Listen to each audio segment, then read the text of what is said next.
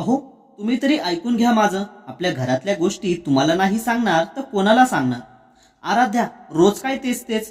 तू आणि आई काय ते बघून घेत जा. मला या असल्या गोष्टीत अजिबात रस नाही. आरव चिडून ऑफिसला निघून गेला. पाणावलेल्या डोळ्यांनी आराध्या खिडकीतून जाणाऱ्या आरवकडे पाहत होती. लग्नाआधी कसे होते हे आता फारच बदलले आहेत. प्रत्येक बाबतीत मला जपायचे आणि आता माझ्याशी बोलायला देखील वेळ नाही यांच्याकडे. आज जेवण मिळणार आहे की नाही? खालच्या खोलीतून आवाज आला.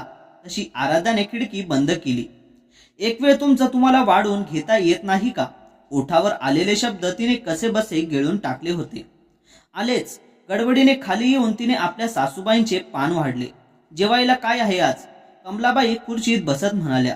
आराध्याने मात्र काही न बोलता वाढलेलं ताट त्यांच्या पुढ्यात ठेवले आणि ती बाकी आवरावर करायला लागली. माझ्याशी बोलायला काय धाड भरते ग? रोज नवऱ्याशी इतकं बोलत असतेस. घरात जे घडतं ते, मी तुला किती त्रास देते हेही तिखट मीठ लावून अगदी छान सांगत असतेस ना त्याला. कमलाबाई बोळीचा तुकडा मोडत म्हणाल्या. म्हणजे तुम्ही मला त्रास देता हे खरं आहे तर तुम्हीच मान्य केलं ते एक बरं झालं. आराध्या शांतपणे म्हणाली.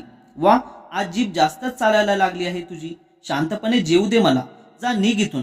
बाई मोठ्याने म्हणाल्या. आई, जेवताना वाद नको, नीट जेवून घ्या.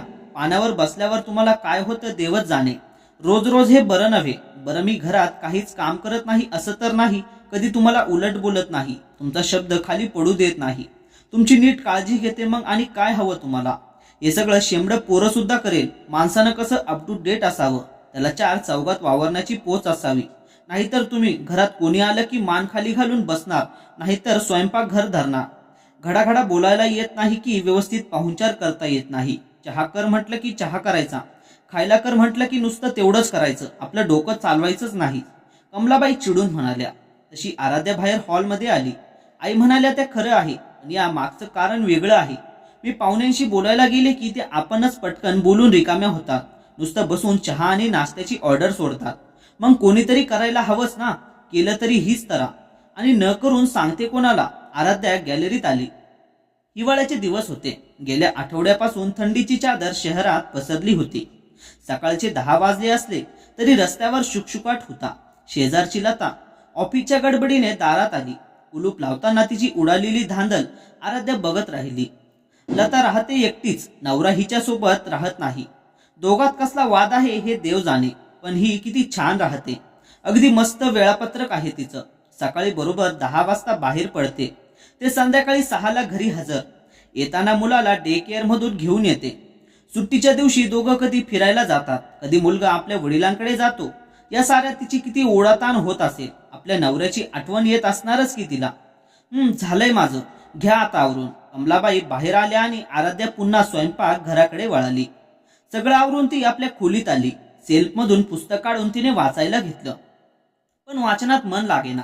आता फोनवर बोलणाऱ्या सासूबाईंचा आवाज घरभर घुमत होता. ती जिन्यापाशी आली. हो अगं, रोज तेच, नवीन काहीही करायचं नाही. बरं तर घरात इनमिन 3 माणसं, मग करायला नको का? मोठ्या माणसांना काय हवं ते नको का पाहायला? आईने काहीही शिकवलं नाही हिला. वय झालं म्हणून लग्न केलं आणि आमच्या माथी मारलं. हे ऐकून आराध्याला रडायला आलं. तिला जाणवलं आपले अश्रू कधीच आटले आहेत. ती कोरडच रडत होती. दुपारी 3च्या सुमारास सासूबाईंच्या आवाजाने आराध्याला जाग आली. चहा मिळणार आहे की आमचा आम्ही करून घ्यायचा? सॉरी आई, जरा डोळा लागला होता. गडबडीने खाली येत आराध्याने चहा ठेवला. कट्ट्यावर जेवणाची पातेली तशीच होती. तेव्हा कुठे तिच्या लक्षात आलं आपण आज जेवलोच नाही. आता मात्र भुकेची जाणीव होऊन ती कासावीस झाली. पण दुपारी 3 वाजता कुठे जेवायचं असं म्हणत तिने आपल्या कपात चहा ओतला. 1 कप सासूबाईंच्या पुढ्यात ठेवून ती आपला कप घेऊन गॅलरीत आली. एवढ्यात लता गडबडीने कुलूप उघडताना दिसली. तिच्या चेहऱ्यावर छान हसू होतं. कुलूप उघडताच तिच्या मागोमाग साधारण तिच्याच वयाचा एक पुरुष आत शिरला. ही आत्ता इथे काय करते आहे आणि कोण असेल तो? तिचा नवरा की आणखी कोणी? आराध्या उत्सुकतेने बराच वेळ तशीच थांबून होती. तिच्याकडून काय अपेक्षा ठेवणार? एकटी बाई ती, पदरात लहान मूल, त्यात नवरा जवळ नाही. आलं असेल कोणीतरी. कमलाबाई शेजारच्या पवार काकूंशी बोलत होत्या. अहो, तिचा नवरा नसेल कशावरून? चेहरा बघा कसा खुल्ला होता तिचा. म्हणतात गेल्या 4 वर्षापासून दोघे नवरा बायको वेगळे राहतात आणि हिच्या गळ्यात मुलाची जबाबदारी एकटीने सगळं कसं सांभाळते तिचं जाणे. बाई, पवार काकूंचं बोलणं कमलाबाईंना कधी नव्हे ते पटलं. त्याही हळहळल्या. संध्याकाळी आरव गडबडीने घरी आला. उद्या सकाळी ताबडतोब ऑफिसच्या दौऱ्यावर निघायचं आहे. माझी बॅग भरून ठेव. दौरा साधारण 15-20 दिवसांचा असेल, पण मी लवकरात लवकर यायचा प्रयत्न करेन, आरव आराध्याला म्हणाला. गेल्या 2 वर्षांपासून लग्नानंतर आरवचा हा पहिलाच दौरा. 15-20 दिवस सासूबाईंच्या सहवासात राहायचं नाही म्हटलं तरी आराध्याला टेन्शन आलं होतं. आरू, असं करतेस का? मी जिथे जाणार आहे तिथून तुझं माहेर अगदी जवळ आहे. मी जाताना तुला माहेरी सोडेन. थोडे दिवस राहा आणि माझं काम झालं की आपण परत येऊ, म्हणजे तुलाही थोडा बदल होईल. हे ऐकून आराध्याला आनंद झाला होता, पण कमलाबाईंच्या बोलण्याने आरवच्या या प्लॅनवर लगेचच पाणी फिरलं. आई, वर्ष झालं ती माहेरी गेली नाहीये. 8-10 दिवस तिथे राहिली तर काय फरक पडणार आहे का? आरव म्हणाला. तशी माझी काही हरकत नाही, पण इथलं सगळं कोण बघणार? धुणं भांडी, स्वयंपाक, केरफरशी यांचं काय? बाई रागाने म्हणाल्या. जेवणाचा डब्बा लाव आणि बाकी सगळं आपल्या मावशींना सांगू. हवं तर या 8 दिवसांचा थोडा जास्त पगार देईन मी, त्यात काय येतं? आणि तसंही ती येण्याआधी तूच करत होतीस ना सगळं, आरव म्हणाला. तू पैसे देशील रे, पण दिवसभर मी एकटीच राहीन. रात्र खायला उठेल मला. आत्ता निदान आराध्या घरी असते, तिची सोबत असते मला, कमलाबाई चेहरा पाडून म्हणाल्या. अहो, मला यायचं आहे. आई आठवण काढत असते, सारखी बोलवत असते. मुद्दामहून जाणं होत नाही ना तिकडं, आराध्या म्हणते. आता काय करावं या पुरीला? कमलाबाई डोक्याला हात लावून बसल्या होत्या. असं असेल तर बघा तुमचं तुम्ही, मला सकाळी लवकर जायचं आहे. आरव झोपायला गेला आणि आराध्या मात्र रात्रभर तळमळत राहिली.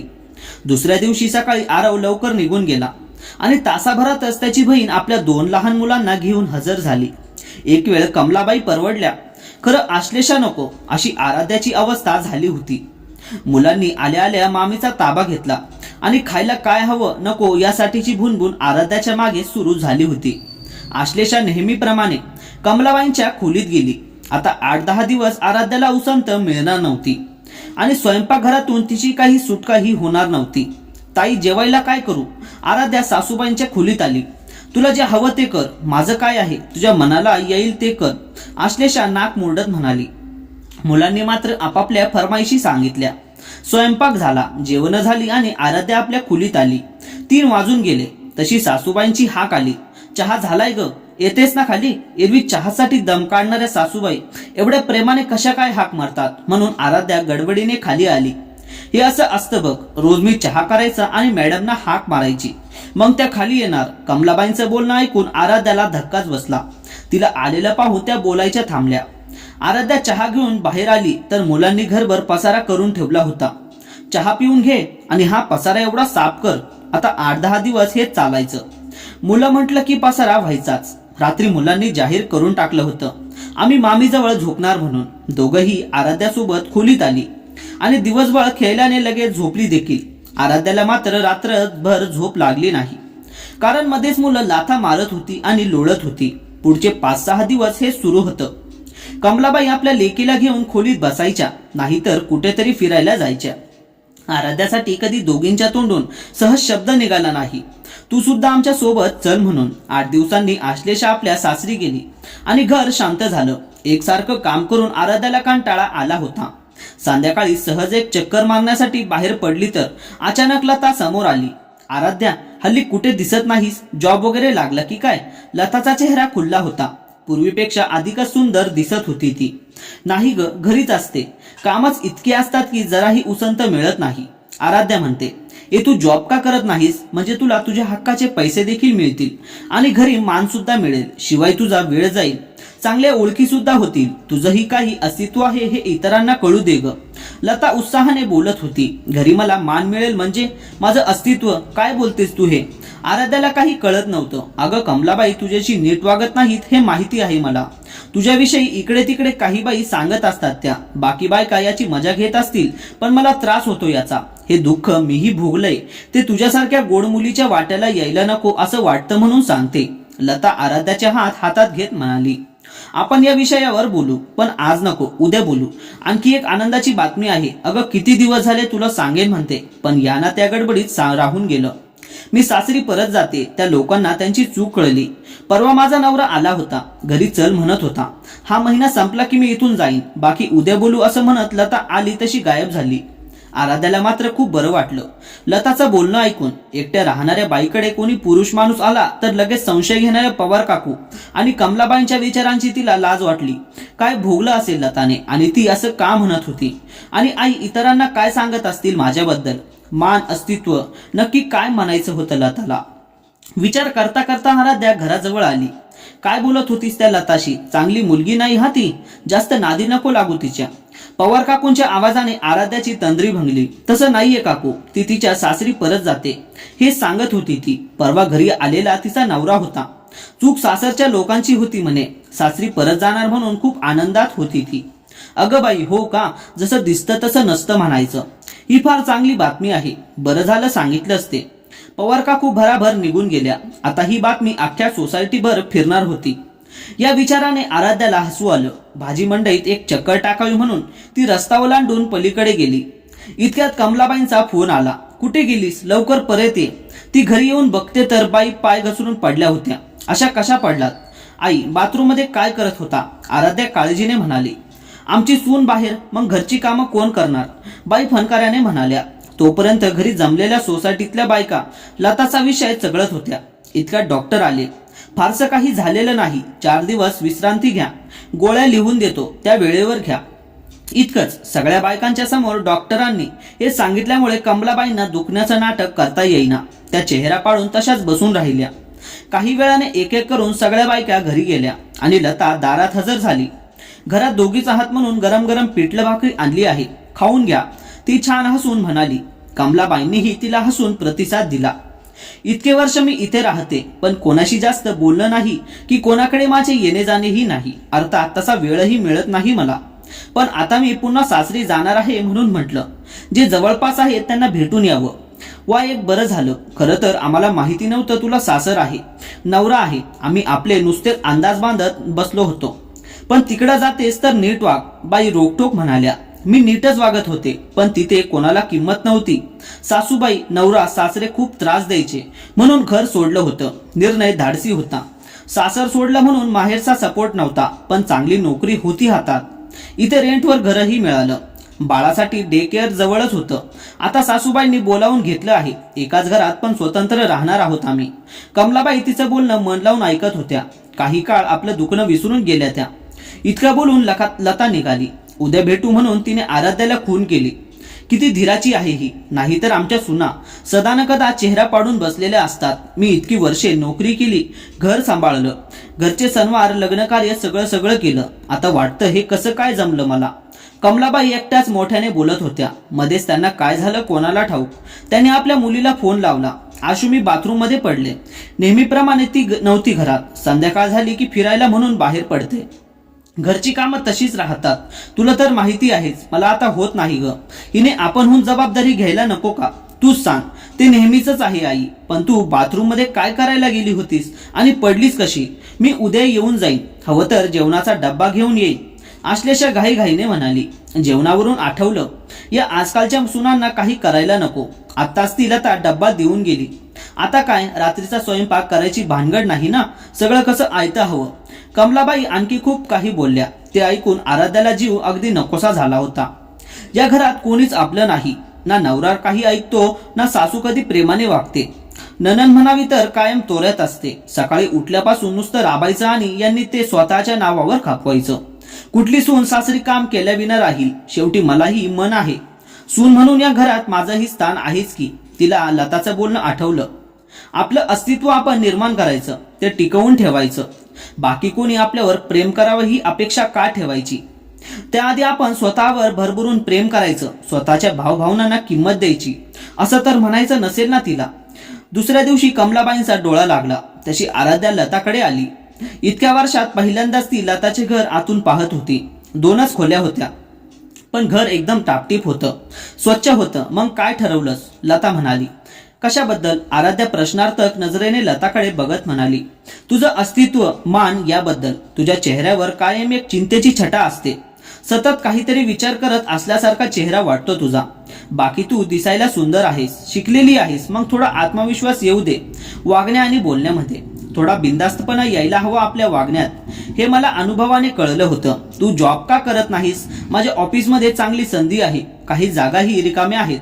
लता, मला जमेल हे? याआधी मी कधीच नोकरी केली नाही.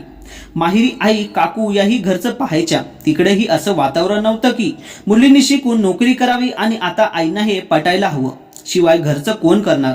एक वेळ आरवना माझ्या या निर्णयाने आनंद होईल, पण सासूबाईंना समजावणं फार कठीण आहे.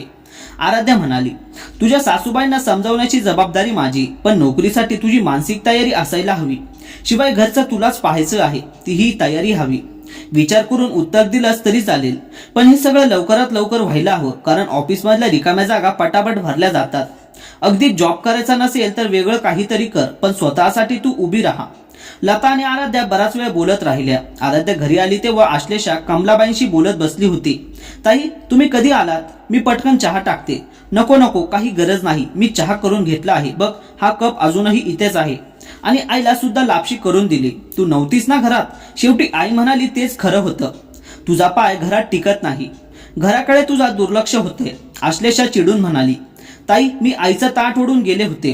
त्यांचा डोळा लागला म्हणून पलीकडे लताकडे गेले होते इतकंच. आराध्या म्हणाली, दादा येऊ दे, मी सगळं काही सांगणार आहे त्याला. आश्लेषा म्हणाली, घरात सासूला बरं नाही आणि या गावभर फिरायचं सोडत नाहीत. आपण होऊन जबाबदारी घ्यायची नसेल तर कोण काय करणार? आणि तुझा दादा हिच्या कलाने वागतो, काही बोलत नाही हिला. मग आम्ही बोलणारे कोण? सासूबाई आपल्या मुलीची री ओढली. आई, तसं काही नाहीये, आणखी काय करायला हवं म्हणजे तुमचं माझ्यावरचा राग कमी होईल. बाई ग, माझा काही राग नाही तुझ्यावर, तुझंच घर आहे हे, हवं तसं वाग. कमलाबाई म्हणाल्या, कोणाचा कोणावर राग नाहीये. दरवाजातून आवाज आला, तसं सर्वांचं लक्ष तिकडे गेलं. मित्रांनो, जर तुम्हाला ही कथा आवडली असेल तर या व्हिडिओला लाईक आणि चॅनलला सबस्क्राईब नक्की करा. लवकरच तुम्हाला अशीच एक नवीन कथा घेऊन येईल. धन्यवाद.